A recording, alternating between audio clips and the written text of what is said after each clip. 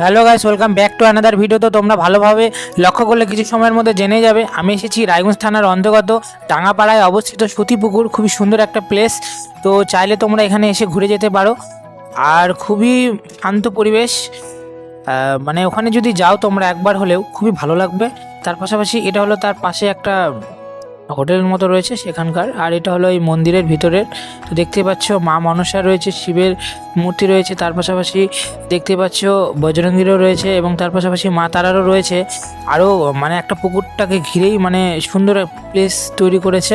খুবই শান্ত পরিবেশ। তোমরা যদি ওখানে যাও সত্যি বলতে গেলে খুবই ভালো লাগবে তোমাদেরকে। আর এটা লং ভিডিও তোমাদের সামনে তুলে ধরবো, কয়েকদিনের মধ্যে তোমরা পেয়ে যাবে। আর এটা খুবই শর্ট ভিডিওর মাধ্যমে তোমাদের সামনে তুলে ধরছি।